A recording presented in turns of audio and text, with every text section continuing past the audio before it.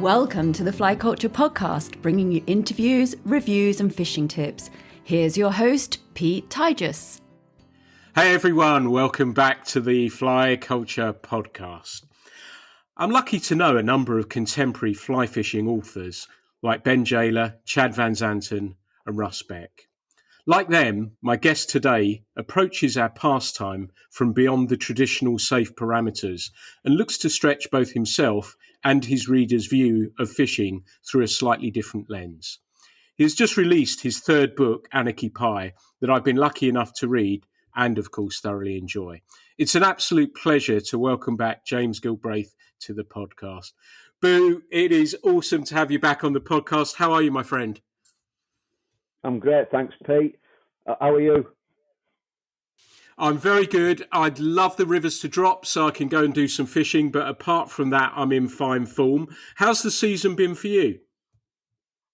Well, we've had loads of water up here, so that's always a good start. March, the river were up and down, but I've had 4 days on what I'd consider to be near perfect water. All over the Ribble. I fished on Clitheroe on Friday, and I dropped down and fished a lower beat called Lowmoor on Saturday, and then yesterday I went down the river to a beat known as Oswald Deston Hall, where we have a little bench with a plaque on it that says Ringing Sick, and that pool has been very, very good to us over the years. So I figured with the water dropping off, I'd have a chance of a springer, but for the entire catchment, as far as I'm aware, there's no fresh fish been caught this season yet. But I'm confident that one will come off somewhere this week with all the rain we've had. Because it drops in stages, the lower end of the river will come into play now. But as far as distribution, the levels we've had, the fish can come in and come all the way up to well past Clitheroe.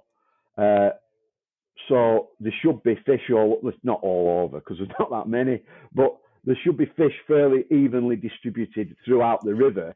So if you know the lies, it's a case of going and checking your favourite lies and just seeing if you're lucky. We've all got theories as to where those lies are, but it's a bit of pot luck. But if you're like me, I try and fish every lift. So it's been really nice just getting out, and spring's the best time of year, isn't it? So we've just been getting out on the river and seeing everything, casting away your cobwebs and having the chance of a fish is perfect. Yeah, I like the sound of that. And it's interesting what you said about not many fish about. And for me, can you put it in context? And the reason I asked that is that I saw a report through from my home river, the Tor, and the total salmon caught for last year, and it was a difficult year, was 53. What does that look like comparable to the rivers you fish? The River Ribble, I mean, we had a dreadful year, but amazingly, there were more fish caught last season than the season before. We had a total of 480 salmon caught, 8 taken out of that, and I think there was something like so pretty high catch and release figures.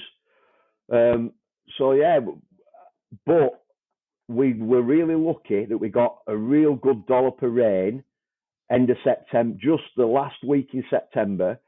So October fished really well, and that being one of my mates had 8 in a week, all back end fish. So that brought, but before that, it were dire. It were desperate, absolutely desperate. And I think I didn't go fishing from June till that first weekend in October, I've never done that ever. I was bereft. I felt bereft because I couldn't go. The rivers you were doing more harm than good if you went fishing for anything because they were that low and that gunked up with weed and everything else. They've got enough problems. So I didn't do any fishing because they were just on the bones of their arse, the rivers. So, but as an angler, I felt bereft. I didn't know what to do with myself at all. So when October we got some rain, it was like a little minor miracle, that we could get out and try and catch one, So yeah, but 480 were our figure last year. So you really are needling an haystack, aren't you? With 50. Oh, it really is. Sometimes you're thinking, and funnily enough, I was thinking about we close in September, end of September, but I was thinking about what you said about the rain back end, and we had it in September, and Emma and I fished pretty hard for nothing. And you're sitting there thinking, this looks right. And then that's where you go through this thing, don't you? That you question everything you're doing and why you're doing it. And you're thinking, well, have I got this wrong? Have I got it right? Should I be doing this? Should I do? Because you've just got nothing to go at. And this year, I'm sure I say this every year, that I'm thinking, right, well, I don't care. I'm just going to enjoy it for what it is. If someone comes along and we get lucky, well, that's great. And if they don't, they don't. And I've just got to keep the faith. I think that's the important thing with these things, isn't it? Particularly given the background that we face and having seen the timing's interesting. I don't know if you saw the Attenborough programme last night where they had that wonderful, wonderful shot of salmon as well, running the rivers. I'm going to listen to it tonight, but I've not watched it yet. I'm going to watch it tonight, that episode. But no, it's important. You wait that long for perfect water, don't you? And then you end up in a kind of self-sabotage where you're going, well, we've got perfect water, so it must be the fly. It's not the fly, it must be my tip. I'm too deep, it's going too fast, the sink rate's too quick. I need to put a longer tip on, a shorter tip. I need to shorten my leader. I need to put a tube on. No, I don't need to put a tube on. I'll put a cone on. No, not a cone. I need a small fly.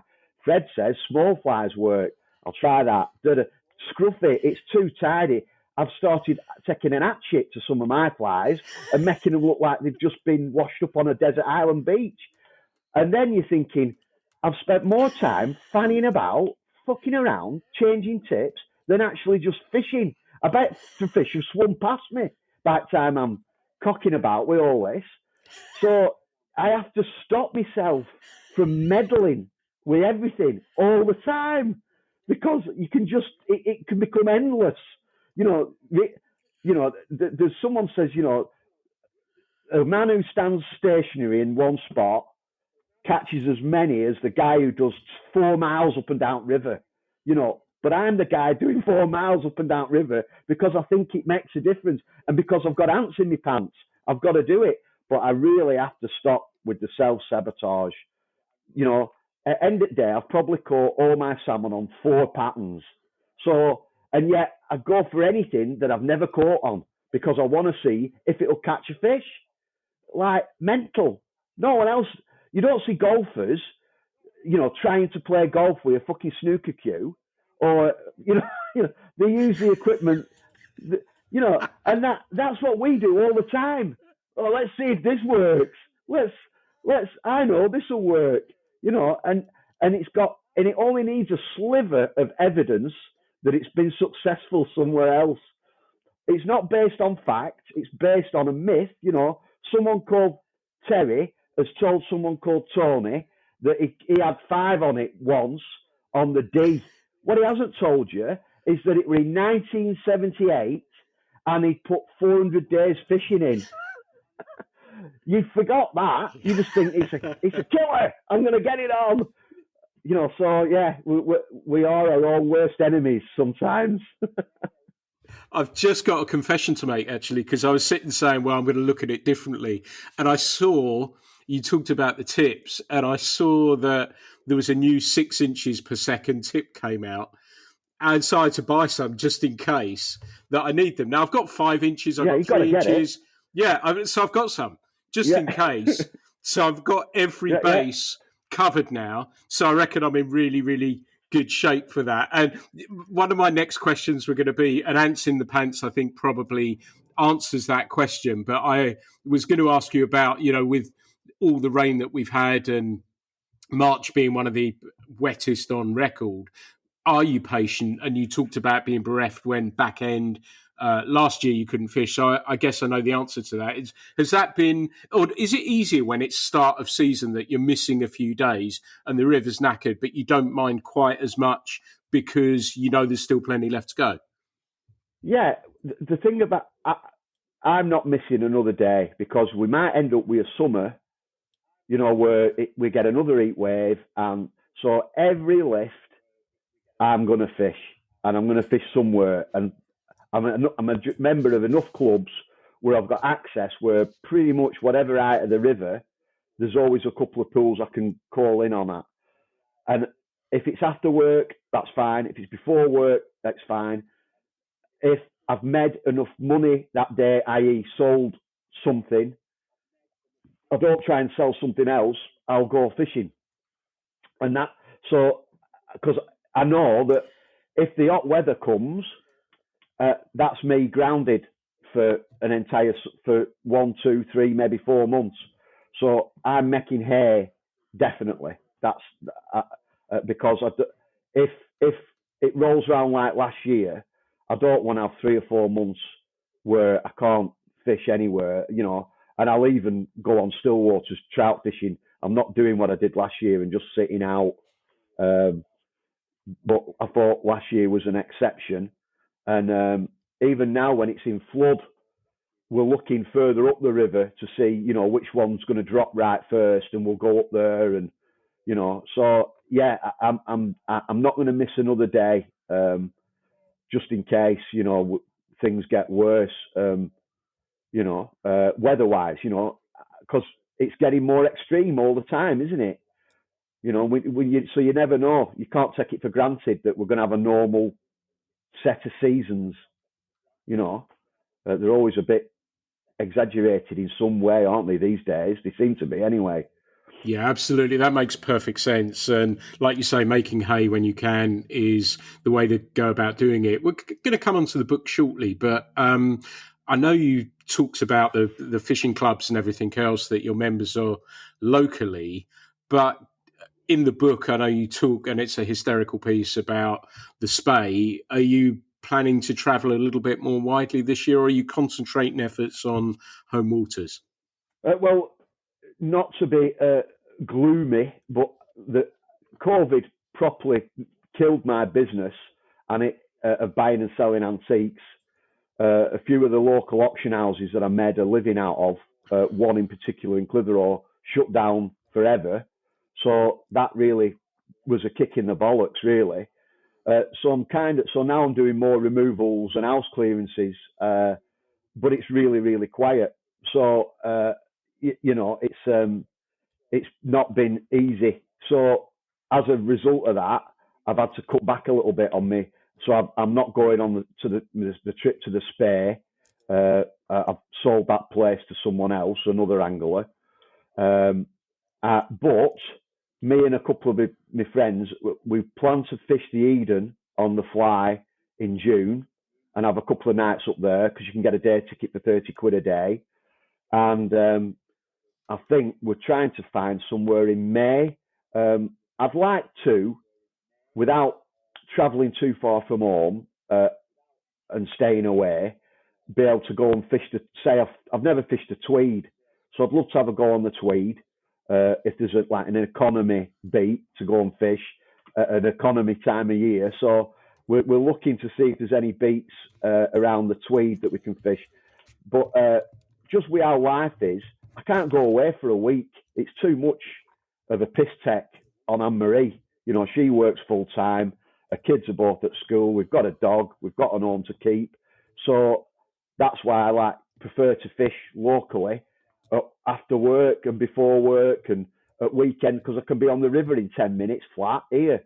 So part of the book is about making your own small world. Well, I've made that, and now I've got to inhabit that world. But I love that world. So that's where we're at, at the moment. And I'm really, really lucky to be able to do that, current climate, So I stay tuned as to what's going on the Spey, and my mates are, they've already been to fish the Tweed once this year, and they're all up on the Spey in April. So I'll I'd love to be able to go, but sometimes you just got to put the family first, haven't you? And I'm lucky enough that I've got a I've got a river on my doorstep that I love fishing, and at this time of year, if you're going to come into contact with a fish, you know it's going to be an absolute belter. So I'll just carry on doing that and loving it, really. Nice. I know exactly how you feel as well with your home river and what it means to you. And I rarely get away from that as well, because I feel likewise and I can dip in and out of it as needed as well. And I wanted to talk as well.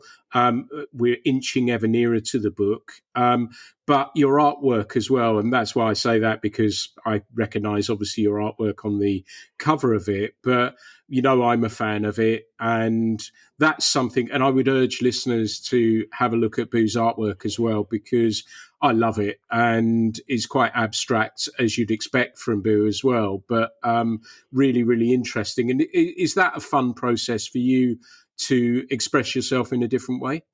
Oh, Pete, I love it. I absolutely love it, and it were all like a happy accident, really. You know, I'd go to that many auctions and see that many different types of artwork that I thought, well, I'll buy some myself. So I were buying loads of paintings and just painting over them, you know, already stretched and already in frames. I'd take them out the frame and paint them in the back of my shop, and then hang them on the walls in my shop. And before long, people started taking notice of my work, and I sold my work more than anyone else's. So I just carried on going, and now I've got a modest unit in Clitheroe that has a space where I can paint. But I love the process because it's usually inspired by an incident or places I've been. I'm always thinking about the writing. I know that sounds weird while I'm painting, but I've got a big ghetto blaster rigged up to my iPod. I get music on, and I love the physical activity of painting, and not knowing what the end of it's going to be like until you get to the end. You start and you don't know what the finished piece is going to be until you stand back and you go, right, that's it. And there's so many artists who I admire. I always pinch. I'm like a magpie. I'll pinch aspects of ideas from all sorts of areas, and then hopefully create something that I can sell as well. So it's not been like a wasted day messing about, So I really enjoy it, and I've not done it. I live in a cycle. So I'm fishing, I'm working, and then when I'm not writing, I paint. So now I've done the book. I don't want to write anything else for a bit. So now I'll start. I've just ordered some canvases. So now I'm going to do a series of paintings that I've been thinking about all last year while I was fishing. So there's a kind of holistic, export experience with it all as well, but no, I love it. And I love the art market. I'm always watching YouTube. I watch more YouTube videos about art theft and robbing museums and counterfeiting and forgery than anything on fishing. I'm sick with it. I know how they got in every museum, every art theft going, and I'm just fascinated that how much bullshit the art market is, that something can have a value of 200 million, 300 million, and someone has just thought of a number, someone can sell a banana duct tape to the wall for 30,000 quid, or an invisible sculpture. And it's so pretentious and up its own arse. I wanted to see if I could. So I've been offered a few gallery exhibitions, and I've turned them down because I don't want to be in that world where we're all drinking Prosecco and going, oh, this is what this means. And some gallery guy going, oh, we're going to double the price on this, and we're going to just inventing it. So I paint my stuff and put them on my website and on eBay. That's where I put my art, on eBay. And I let the market decide. And I look at it like this. I just want to get a week's wage out of a big painting. And if someone else owns it forever and it can become an heirloom, that's perfect for me. I don't want anything else, but I don't want any exhibitions. I rang up for a laugh.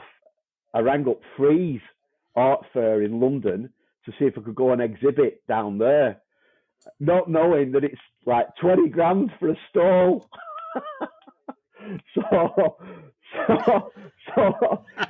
But you know, it's all smoke and mirrors. It's all a blag. It's all subjective. Every critic is a cretin, and every artist is driven by ego. Let's face it, you know. So I like to keep it as honest as I can.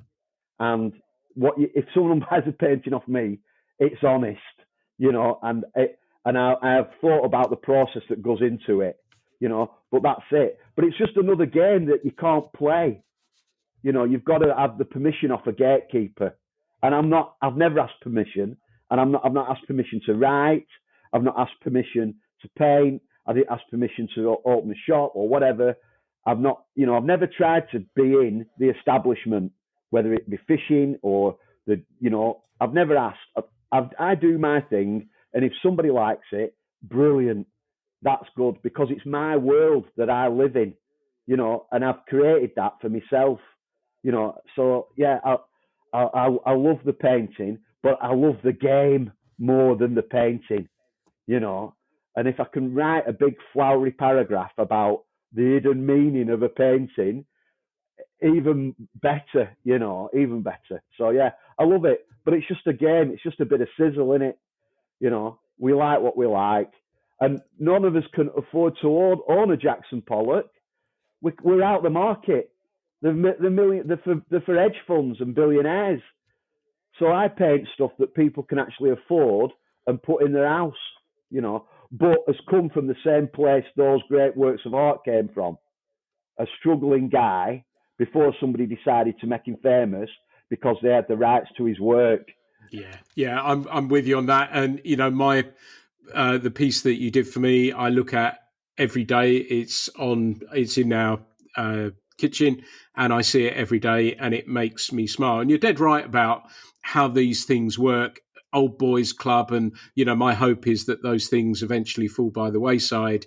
And I doubt that they will because there's too much money involved. And I was thinking about those art theft things, and I know BBC had a series on that was really good about how people nicked artwork, and some of them just literally walked in, lifted it off the wall and walked out with it, and the tracking down of it. But also the forgery thing as well, that these guys, and that to me says what a closed circle it is, and that, you know, many of those forgers were extremely talented artists in their own right, but weren't accepted into this club or whatever it may be, and so had to go down a different route, didn't they? And it does show how it seems a club that only lets certain people in. Well, it's whoever decides to make the trends, who's crucial, all these buzzwords, and it's usually people with the most money to make, on the back of it. So, everybody wants a Basquiat or a Warhol or a Picasso or a whatever, or a Damien Hirst or a Tracy Emin. Everybody wants one of those things, but you can't own them because they're too expensive. So then, as a working man, you get a print. But for some reason, people buy art expecting it to go up in value, like it's an investment. And I don't know anyone. I don't buy records for an investment. I don't buy fishing stuff as an investment. I don't buy a car as an investment. But for some reason, some people seem to think that it's that is. So they make these markets, and they're all artificial. 50% they reckon of all art in museums is faked. And if you bought a fake painting for £2 million, you're not going to hold your hands up and say it's a fake. You're going to get somebody to give it a certificate saying it's real. You're not going to say I've my pants down and someone's had £2 million off me. So nobody admits when they've made an error, because then the painting's worthless and your money's gone. So it's a complete fabrication of what a market is. Look at Banksy. I hate his art. Right? It is what two-dimensional. 20 years ago, it was good social comment, but now, the print making aspect of it, he must be an absolute multi-millionaire, because the prints of all his stencil work have become absolute, and they're the easiest thing to fake in the world. So it's crazy, but how somehow now he's meant to be the pinnacle of British art. It's just fucking nonsense, and I'm not saying he's a bad artist. He's obviously he's a genius, whoever he is, but it doesn't mean you've got to have one. They just have something new, have something fresh, that you get to be the sole owner of it. Have an original. He's a man of the people, and you can't own an original. Do you know what I mean? It's a completely fabricated market. It's all smoke and mirrors, and it's all usually privileged people playing a privileged game for a privileged few. And they can fuck themselves. I don't want to be in it. We keep on keeping on, don't we? You've made a brilliant independent magazine. You've broke away, and no one's asking me to write the next book, but I will anyway. That's real punk, and that's what all these people will never have. You can hang a Warhol on your wall. It don't mean you're cool. Yeah, they're really good points, mate, and I'm with you on that. And we'll keep rocking. I wanted to, as we're on the art, move on to the book now and the cover. And so your artwork features on the cover of your book, Anarchy Pie. Kind of nice that we just talked reference punk as well. So kind of like it from that point of view. But could you give listeners, and I'm sure many who are listening to this know exactly who you are from your books, from being on the podcast previously. And I still had somebody the other day message me and said, I just listened to the podcast you did with Boo. Absolutely fantastic. So I know he will be thrilled to hear that you're back on. But if anyone has not read any of your work, or could you just give us an outline of what Anarchy Pie is about? Just a rough outline. Well, it's based over the 2 years post-COVID, and it's my unexceptional fishing activity on an unexceptional river in a northwest town, mainly, and a trip to Scotland. But it's mainly about the small worlds that we inhabit, and how, if you were to believe the internet, you're just going to walk around a really angry, unfulfilled person, because the best words I can think of are Hunter S. Thompson and fear and loathing.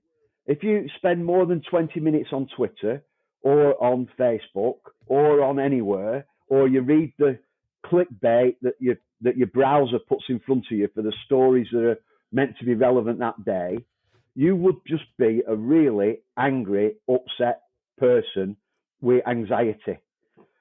So I kind of, on the front cover of the book, it says unsubscribe. And that's what I mean. Unsubscribe from that culture. Because in my own little world of family and friends and work and fishing, my world's not chaos, full of anxiety and fear and dread. It's a really nice place where everybody has a vested interest in your normal day going in a normal way.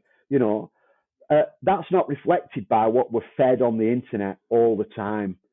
So the book is about breaking out of that cycle, getting yourself to the river and removing static like that from your life, and having a laugh, seeing the funny side of situations, having a glorious chance to do something exceptional and catch something wild, and then return it back to its environment. The journey of escaping from the daily grind. That's kind of an element of the book, but the other elements of the book are just the case of being able to, as I say, inhabit your own world with your own set of friends and finding interests in the mundane things. I see entertainment all over the thing, every time, all over the place. Every time I go on the river, there's always something interesting happens, or there's always something that has a comic aspect to it. I think the other day on Instagram, you don't see so many flies stuck in trees, do you? And yet it's a daily occurrence for us. It's always the perfect cast that we put. But so the book is like 12 chapters of the greatest hits of the last 2 years of me on the river, really, and those things that I think warrant telling.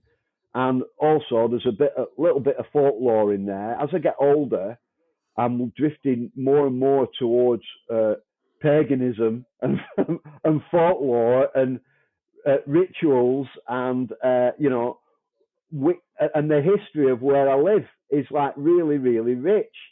And like we were saying about changing for tips and changing flies, if I can evoke some kind of magic, I'll try that as well. So there's a little bit of that in the book as well. And there's also we've been set a quest from the grave by Ahab, who passed away in Hooked on Hope, the second book. He's messaged us from the grave and told us where he's buried, his book, 50 Miles of Lies. So Lamont and I have to try and track this book down, because that will be the answer to why we can't catch as many salmon as everyone else. Obviously, it's not our fault. What we need is a magic book, which is buried along the banks of the River Ribble. So that's in there too. I've even let Lamont write a chapter this year, and he's gone back to Dadaism and cut and paste and William S. Burroughs, and he's been inspired by David Bowie. So there's all sorts in it. What it isn't is a practical guide on how to improve your fishing skills. I can 100% tell you that no one will become a better angler by reading any of my books, but you may well be entertained, and you might see a reflection of yourself in there. So that's pretty much what's in them. But most books are look how big, how many, and where did you catch them? My books aren't like that. My books reflect a real year on the river, fishing for trout and fishing for salmon, and everything in between, life's bleary edges.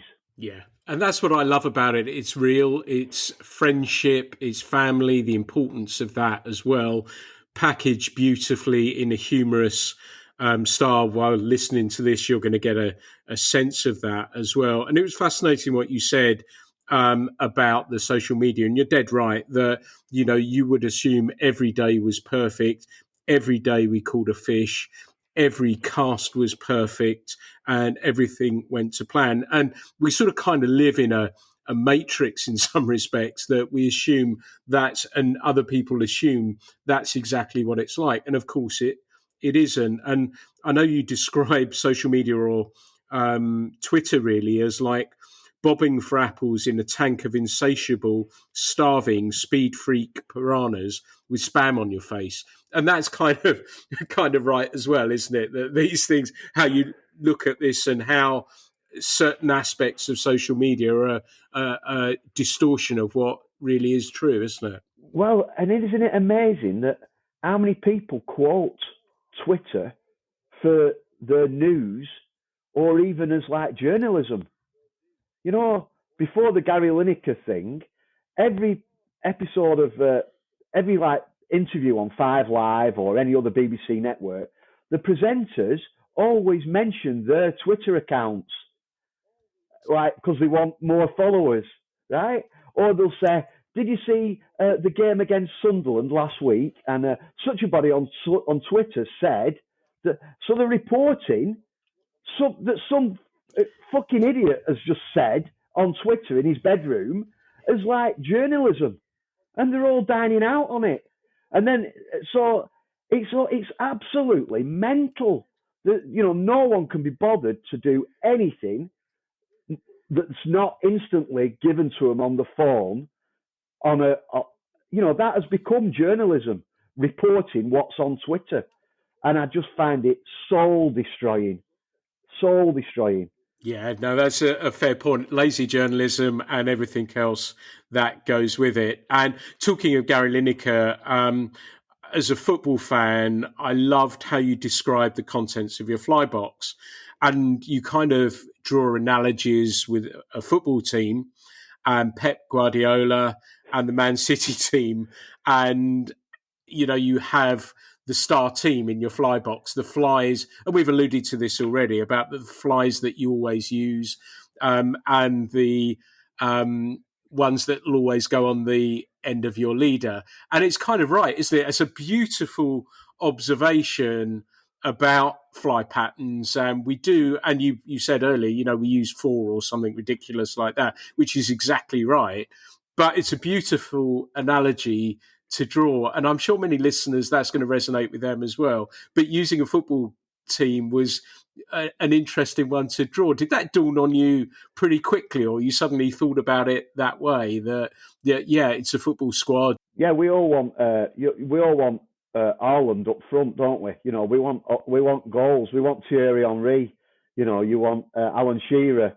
You're not gonna go for some Vinnie Jones in the back of the box, or some over the hill number that's come out of retirement. You don't want Diego Maradona at 35. You want him at 25, don't you? You want Lionel Messi or Cristiano Ronaldo. So that's what I think. So, and everyone has the favourite. Like I said, my Alan Shearer is a really horrible stork's tail that looks like it's been digested by an escalator and freed from Charlie Manson's basement. But it's my Alan Shearer. So when I've tried all the new transfers that I've bought in the last transfer window, that are so far untested, they get about 5 casts before I'm convinced myself that I need to get Alan Shearer on. I need to, and that's the way I always think about it. You always go back to the one that's done the business before, and but we're always looking for low hanging fruit, aren't we? We want the super fly that's going to catch them all. I mean, I've took flies off on a trout reservoir because I've been catching too many, and it's too easy. It's too easy, so I'm going to use this. I'm going to use some obscure number that I've never caught on, just to see if it really is anything to do with pattern, or if it's just I'm in a massive shoal of fish that are on a feeding frenzy. So we're never really happy. Even when we're catching fish, we want to experiment to see if it is the fly or is it us. We want it to be us and skill, don't we? When really it's Alan Shearer. And that's fascinating what you say about the trout thing, because I know I had Paul Gaskell on, and he looks at things very analytically, and he said, if you're catching fish, the way change your fly and see if it is that, or is it depth, is it whatever it may be. And that's really interesting that you do that. I'm kind of similar, that I don't want to catch too many fish anyway, and so I'll hang around and think about, right, let's change this up. That's worked pretty well. So yeah, I like where you're coming from that point of view. And you talked about fishing clubs. You can never be a member of enough fishing clubs, right? Oh, after lockdown, I had a fucking problem with it. I should have gone to Fishing Club Anonymous after lockdown. I mean, I remember Ribchester Anglers, Prince Albert. And if you've ever seen the members, the Waters Guide for Prince Albert, it's like a phone book. You could fish it. You'd not enough years in your life to fish it all, right? So I've got Ribchester Anglers, Prince Albert, Ribblesdale Anglers, Clitheroe, Wigan Anglers, and then I joined Carlisle Anglers, right? Not enough. I mean, not enough hours in a day to get to even pick where you're going to fish. So yeah, because of that, going right, I want some options. So you give yourself as many options, and it just all comes down to price. Since then, I've whittled it down to 3. So I'm in Prince Albert. I'll never leave that. It's like the best 120 quid you'll ever spend in your life. And I'm in Ribblesdale Anglers, and I'm in Clitheroe Anglers, which on the last podcast I was dreaming of joining, and now I'm a member, and it's brill. You talk about leaving some of the clubs as well, and I left one that I didn't get round to fishing. There was a reason. It wasn't I didn't like the water. I just didn't get to fish there. But I was too polite to leave after the first year. And I thought 2 years was enough to say, sorry, look, I've not had a chance. I find that I'm so I'm so polite that I can't help myself that I thought it was rude to leave after a year. Do you have any issues with that, or do you just think, oh, well, the hell, I've got to leave this one? Or do you go through that thought process as well? No, absolutely. Yeah, absolutely. I left Ribchester Anglers after 18 years of consecutive membership, and I just had fished it all to death. Amazing water, brilliant water. Every year I keep thinking of rejoining, and I wrote them a long, heartfelt resignation letter. And I've been the secretary of Ribblesdale Anglers, so usually people don't get in touch. They just don't pay again. There's nothing. They don't let you know. It was like I'd written a resignation letter to a firm, and I'm like, I'm really sorry. This is the reasons that I'm leaving. And they're like, okay, we're really sorry to hear you going, and anytime you want to come back. But yeah, I'd rather leave on good terms than, because I know what goes into being a committee member in a club means. So one of the only things I learned from the school I went to was in our engineering department, the teacher had above the door, courtesy costs nothing. And he used to point to it every lesson. And it's the only thing that I came out of that school learning. And I still remember it to this day. So yeah, you're right. Courtesy costs nothing, Pete. You do right. I mean, maybe you left it a year too late, but let these people know they all work hard on your behalf. So it's just 2 minutes of a job in it just to let them know. But no, I don't leave a fishing club easily. No, it's I wouldn't know what I'd do without them. I wouldn't know what I'd do without being in the clubs I'm in. Just because you get access to so much countryside that not a lot of people even knows there. Nice. I like that a lot.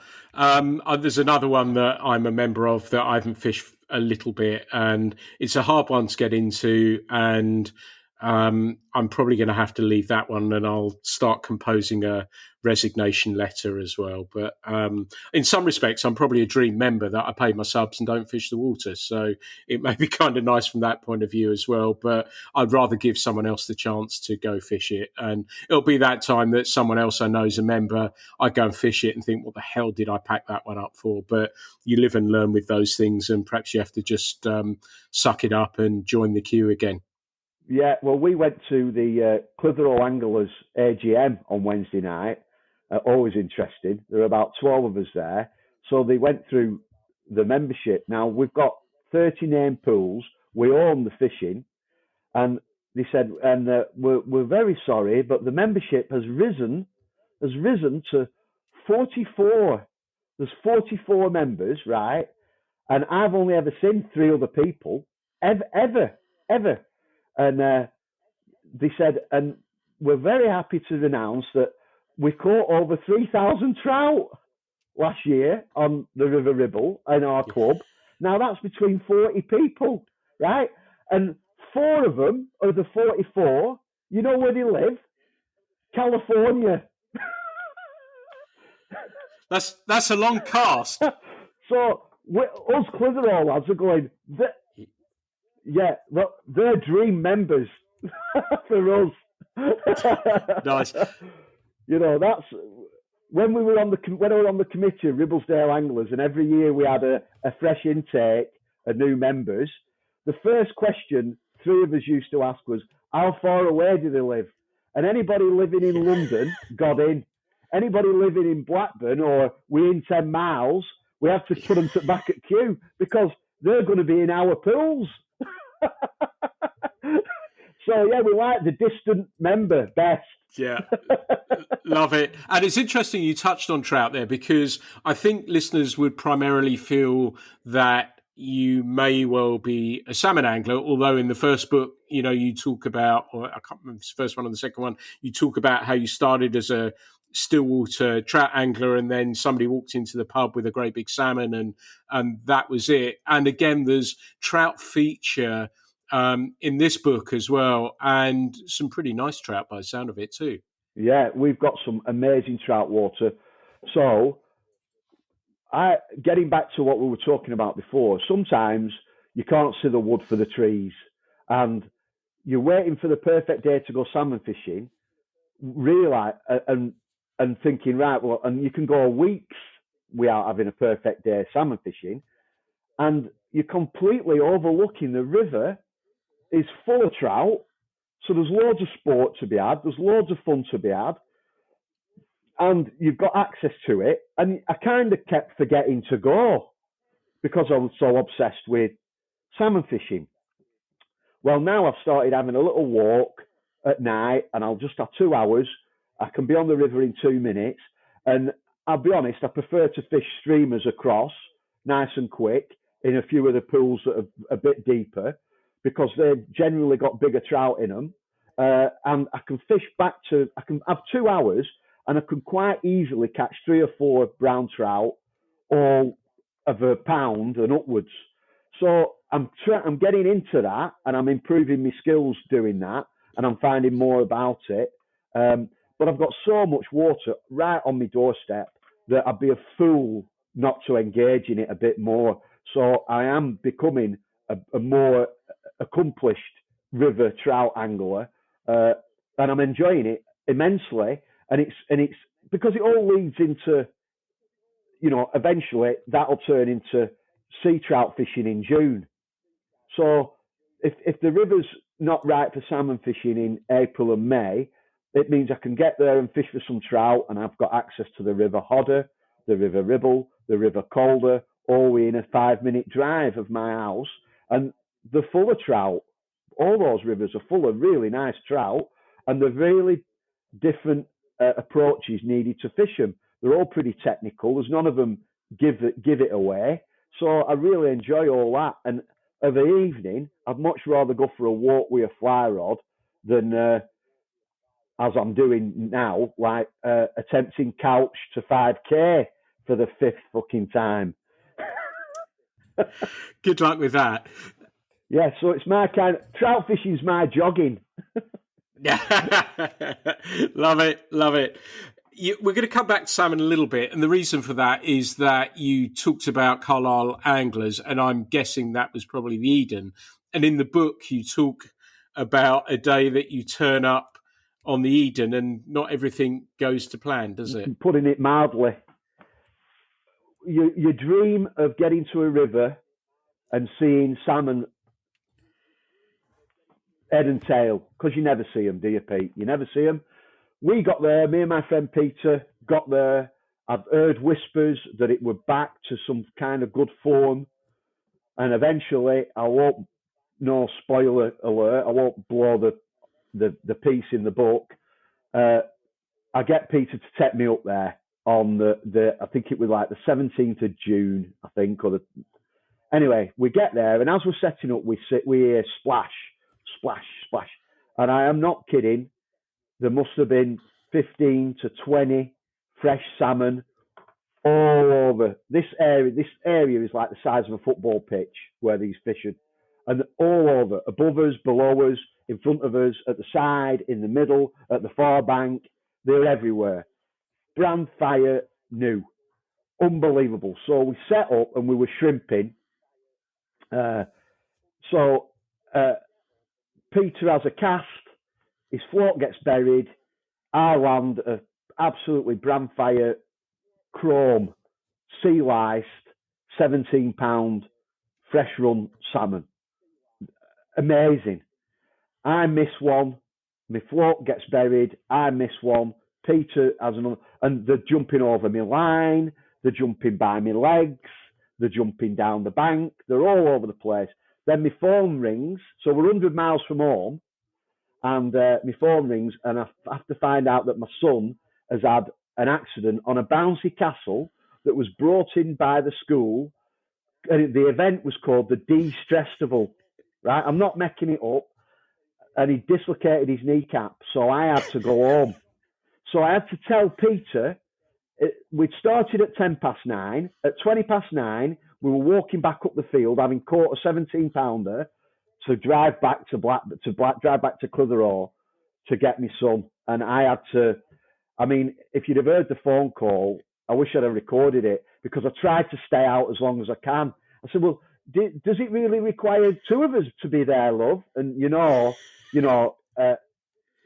picture no sound, as Lamont calls it, when you just get the silent treatment off your missus. And I received picture no sound, and she just went, you need to come now. And then I tried to say, well, I'm not a doctor, what can I do? But anyway, long story short, I came home. But I have never, even on the Spey, I have never seen a run of fish like that in 28 years of salmon fishing. Ever. Thankfully, Peter is still talking to me because I made him come home as well. But you couldn't make it up. You could not make it up. Yeah, has he forgiven you? He's forgiven me. He mentions it now and again. And he always asks how Francis is. Before we move on, I know food, drink, and good company is essential for you, but I'd love to know what a lion's arsehole is. Right. Have you got sausage rolls in Devon?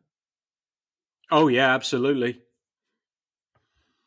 Right. So if you turn one on its end and you see the pastry, yeah?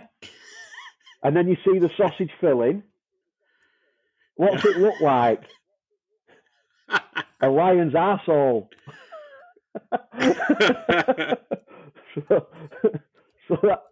So it's the end of a sausage roll where you can see the filling.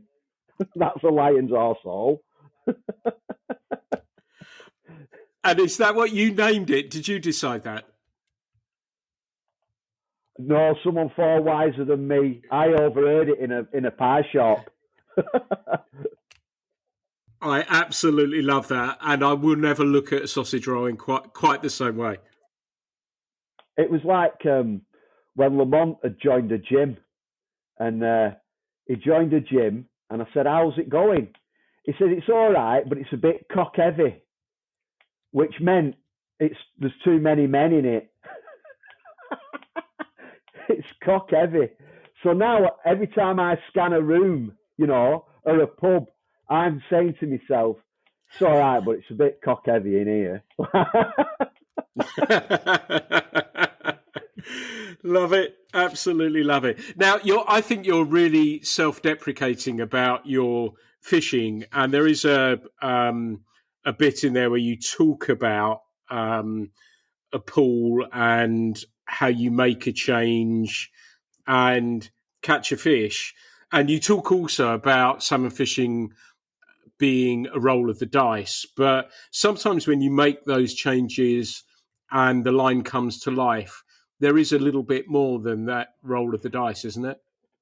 Yeah, but when you're salmon fishing, you've got to remember that like 98% of the time, there's no salmon in the pool you're actually fishing in.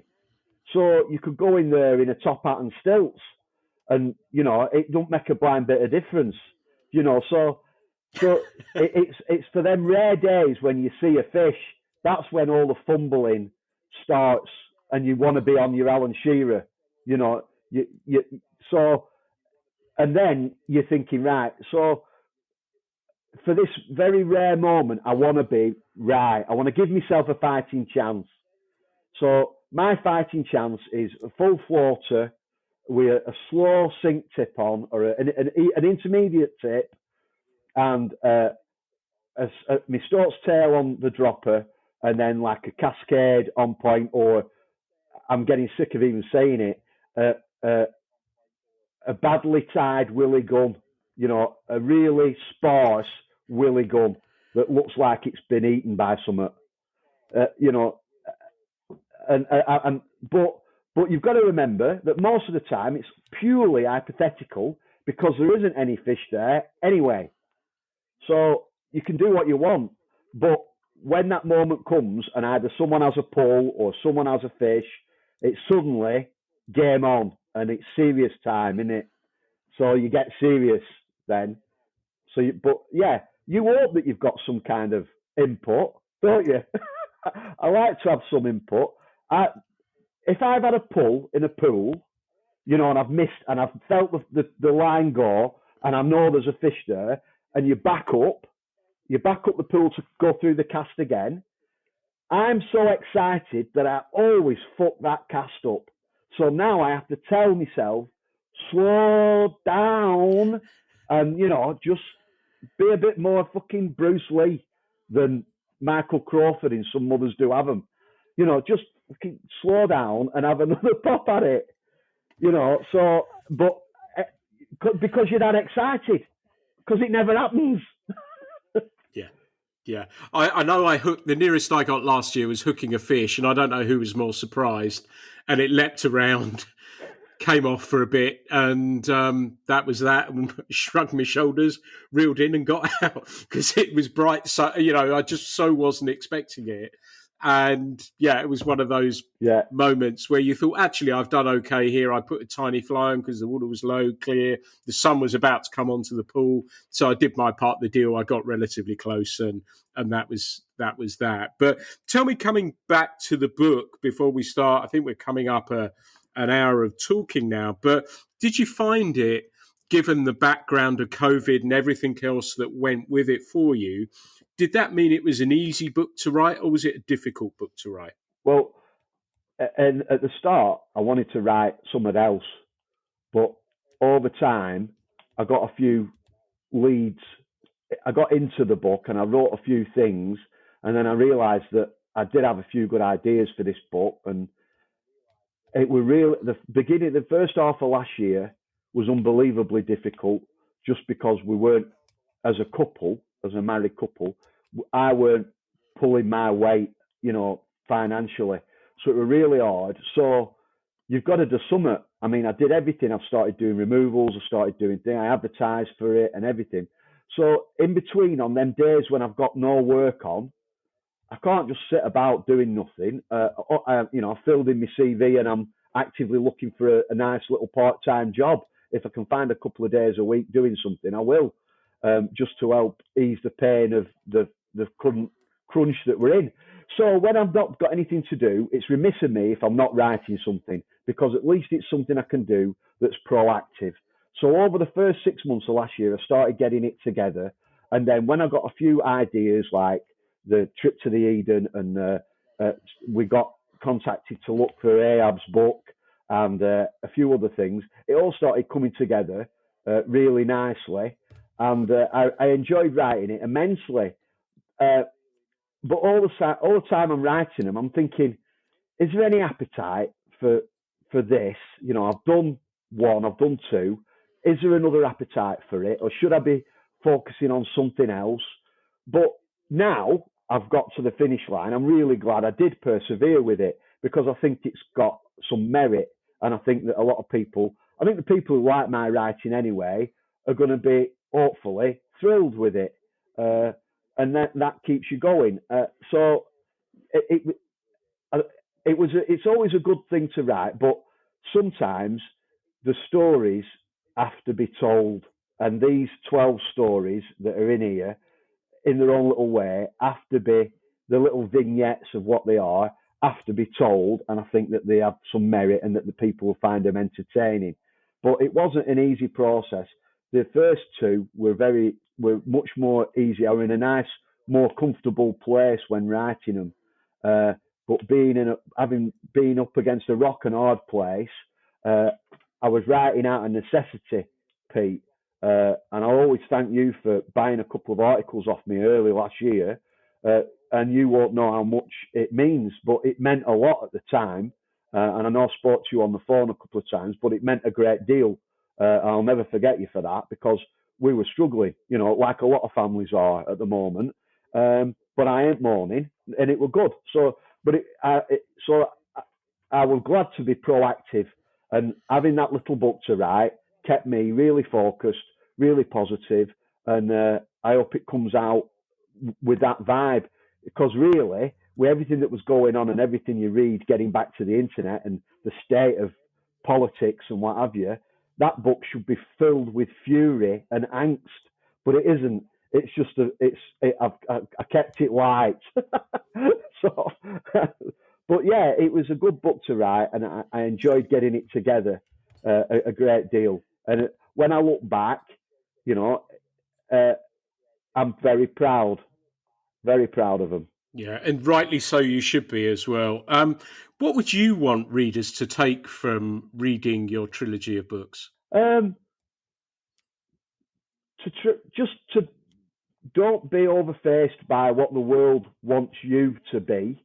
Be happy in your own little world at your pace, and see the beauty that's probably on your doorstep somewhere, and having a sense of mischief and a sense of entertainment, and feeling that the glass is half full no matter what's happening. That's all. I mean, you can't. All you can do is hope to inspire people to enjoy their environment and their pastime. So, with my readers probably 80% being anglers, hopefully that they can see that and realise that sometimes life's about balance, isn't it? And loving what you do. You've got to love what you do and enjoy it and throw yourself into it, and then you'll get rewarded in the end. Definitely. I think that's a nice summarization of it as well. And, as ever with these podcasts, I never want to take payment. I want for people appearing. That never happens. I do this because, I've taken articles from Boo and put them in. So I'm a fan of his work, but I think you should really seriously consider these books. They're different. And I think we need people like Boo and the people I mentioned at the beginning as well in fly fishing and writing books that are contemporary. They have their finger on the pulse and come from a different direction as well. I think that's really important. And we're lucky that we've got these people in fishing. And I'm going to do, as I've always have done, and I will continue to do, is to champion the people who aren't afraid to step out into the left field. They're not writing to a formula. They're writing from the heart. And if you read Boo's books, they're written from the heart. And it's making me emotional, say this right now, because they're really important, and they're really important for us, people who are actually in fishing, that we get to read this stuff about people, about what life means to them, what fishing means to them, written in and packaged in a contemporary style. So I can only shout, and I will continue to shout for authors like Boo. So Boo, how can people buy any of your books if they want to buy them? Well, if they go to terminalchancer.co.uk, you can order all 3 books through there, and then you get a signed copy. Or if for convenience, you can get them from Amazon. The press release for the new book goes out next week, so hopefully a few independent bookshops will take it on as well. So it might be in your local bookshops, but they'll also be getting supplied direct from me. So www.terminalchancer.co.uk is where you can find out every title you can buy, just one click.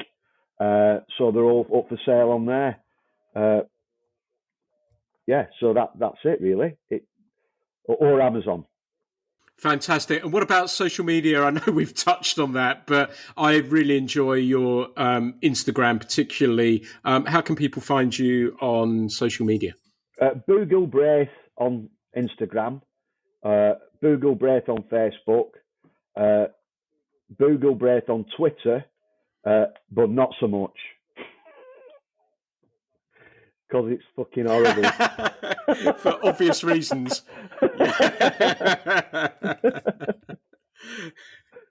Fantastic. Well, everyone, I think you've got a sense, and go back and listen to the other one as well. This isn't, marketing being nice. This is how Boo is, and this is the sort of person he is.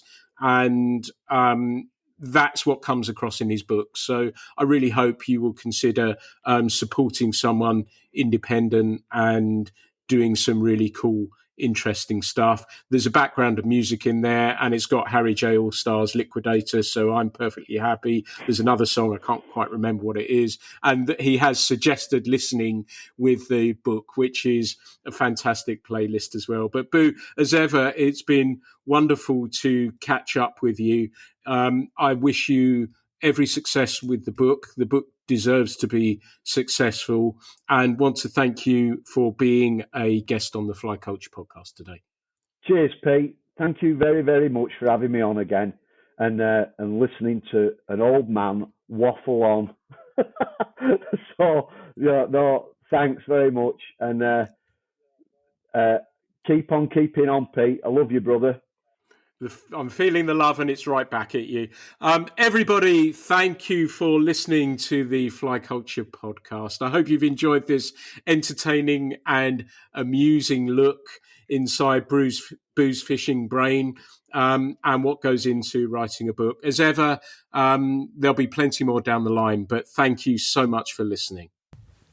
The Fly Culture podcast is brought to you in association with Fly Culture, a quarterly print magazine. For more information, please visit flyculturemag.com. You can also find Fly Culture on Instagram, Facebook and Twitter.